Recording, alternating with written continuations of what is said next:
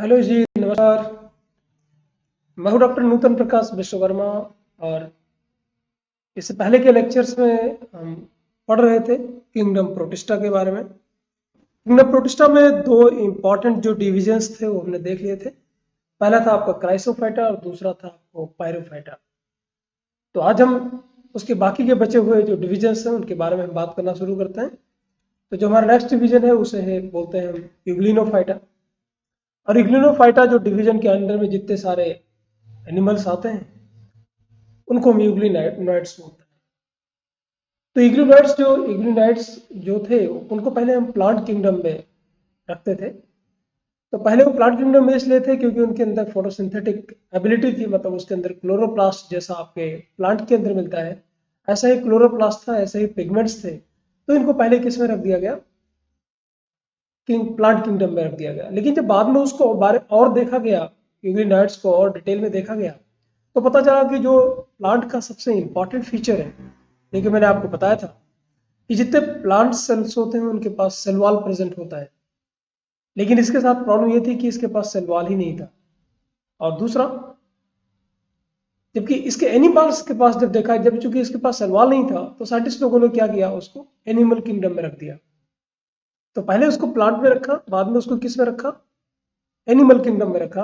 और अभी फिलहाल एज पर 5 किंगडम क्लासिफिकेशन अब हम इसको एक नए किंगडम में प्लेस करते हैं, और उसे जिसे हम बोलते हैं प्रोटिस्टा।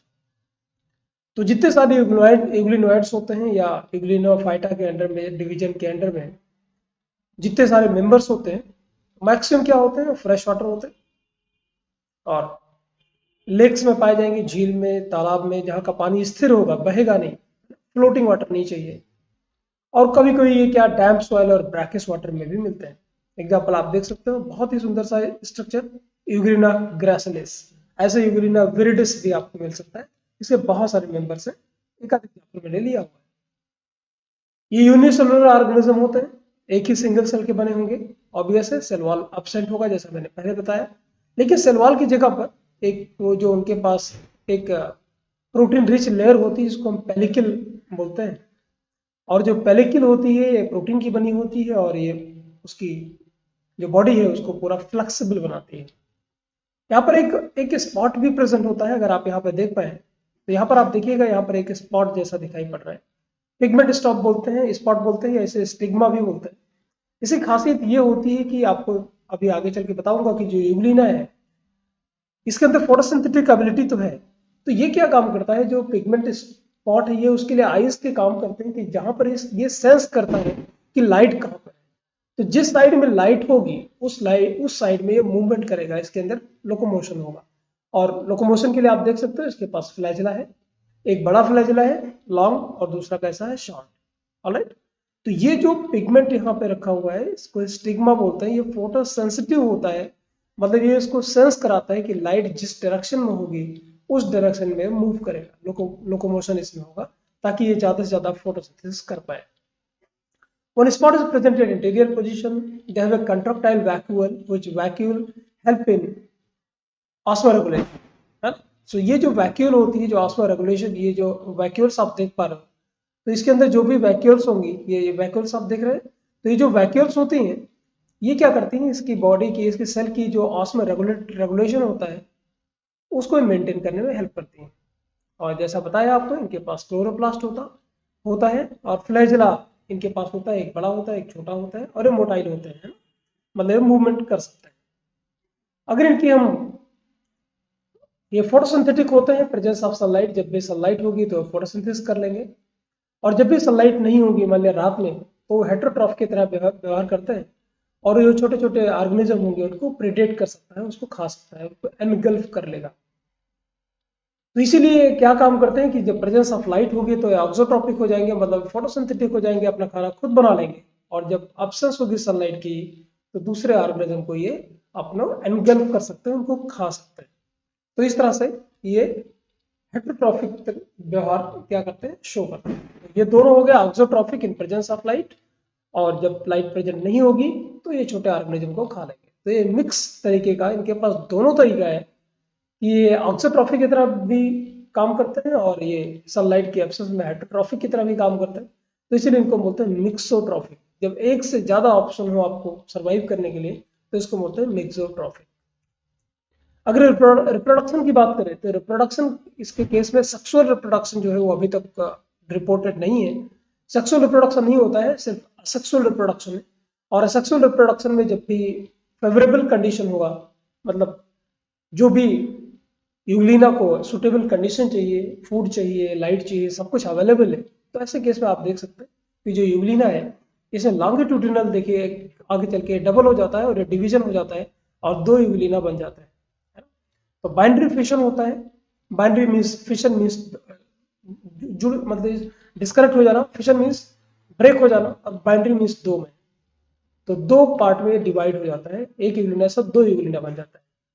जबकि जब भी अनफेवरेबल कंडीशन होती है तो ये करता क्या है कि जो सेल होती है, जब भी इसके पास मान लिया न्यूट्रिशन की कमी हो गई या सनलाइट की या किसी और चीज की इसको जो चाहिए जीने के लिए, वो जब उसको नहीं मिलेगा तो ये क्या करता है, ये जो सेल होता है, अरे ये जो आप देख रहे हो सेल वॉल तो होता नहीं है, तो इसके बाहर ये क्या करता है, एक म्यूसिलेज की एक लेयर बना लेता है। आप देखिएगा ये यूग्लिना है, जब भी अनफेवरेबल कंडीशन आएगी तो इसके ऊपर एक म्यूसिलेज प्रोटीन होती है, उसकी कोटिंग हो जाती है, म्यूसिलेज की कोटिंग हो जाएगी।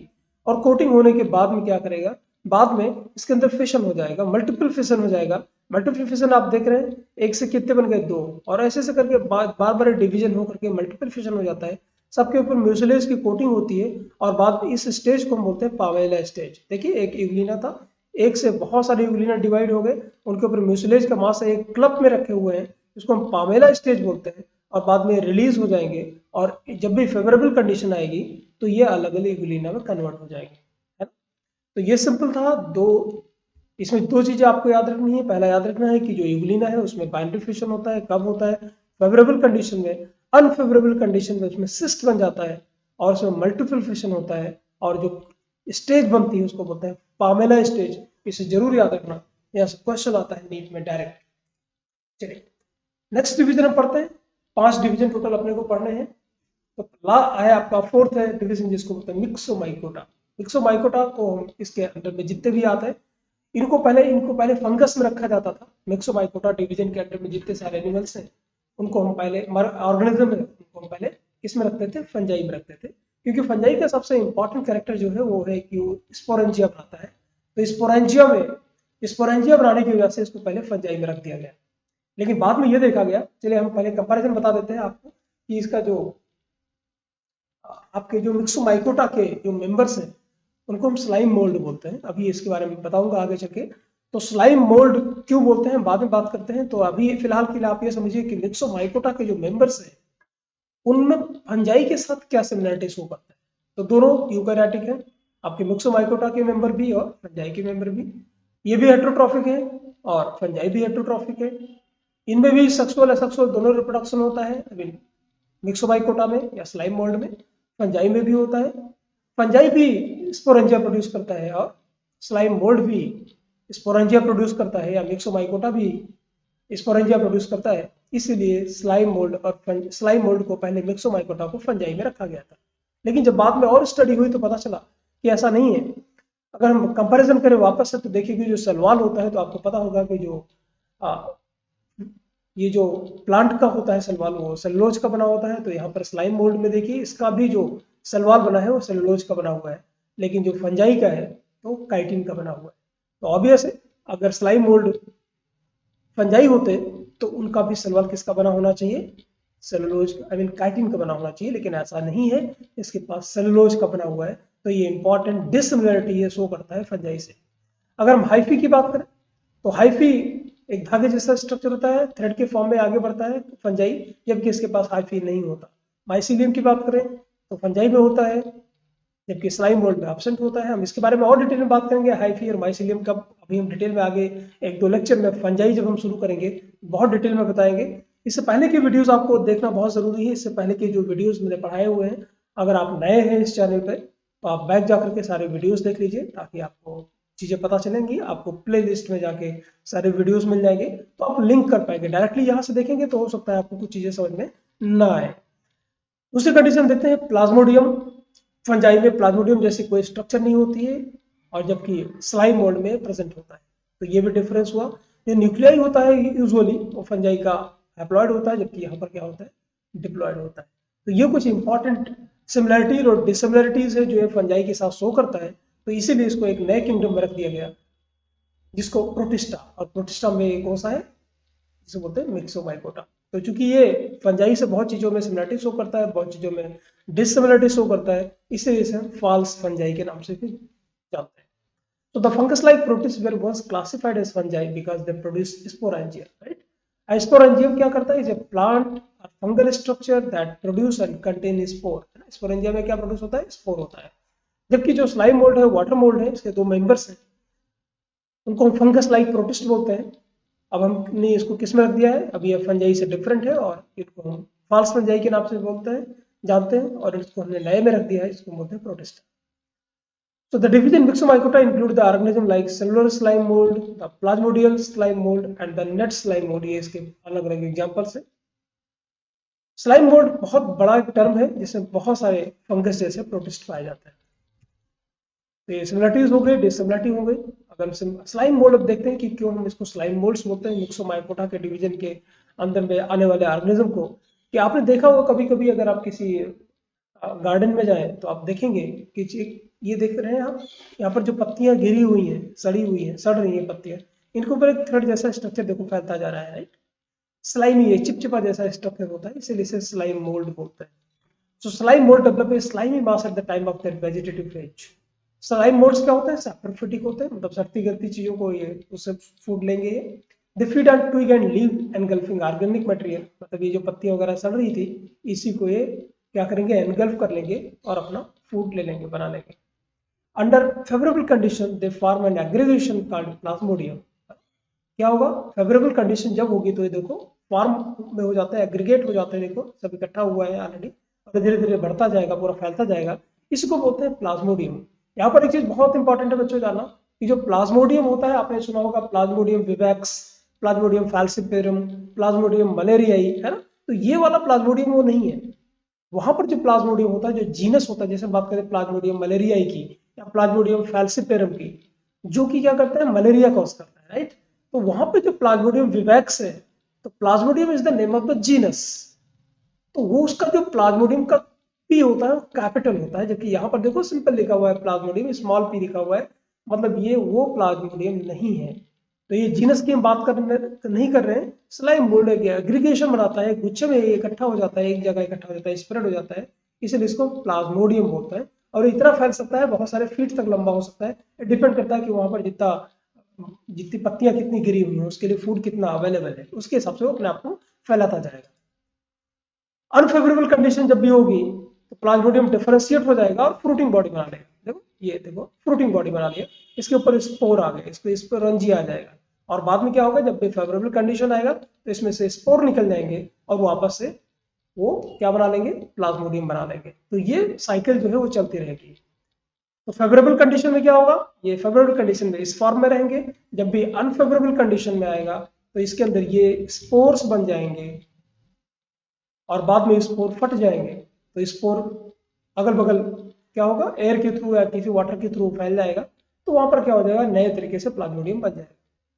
The spores are disperse by air current, है, हवा के थ्रू स्पोर क्या हो जाएंगे? फैल जाएंगे। एग्जाम्पल अगर हम देखें तो फाइजरम एंड डिप्टियोस्टिलम, ये इसका आप देख सकते हो पूरी तरीके से, ये पूरी इसकी लाइफ साइकिल है। लाइफ साइकिल बहुत इंपॉर्टेंट यहाँ पे नहीं है, लेकिन आप फिर भी चाहे तो आप देख सकते हैं।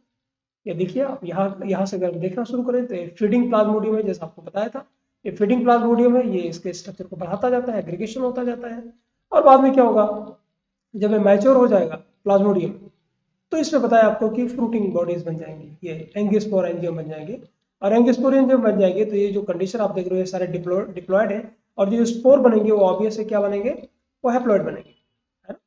तो ये हैप्लॉयड जब बन जाएंगे, मियोसिस होगी तो स्पोर वापस से फैल जाएंगे, और जब भी स्पोर फैल जाएंगे तो बाद में कुछ मेल और फीमेल स्पोर्स जो होंगे, डिफरेंट स्पोर्स होंगे, फ्यूज कर जाएंगे और जाइगोट का स्ट्रक्चर बन जाएगा।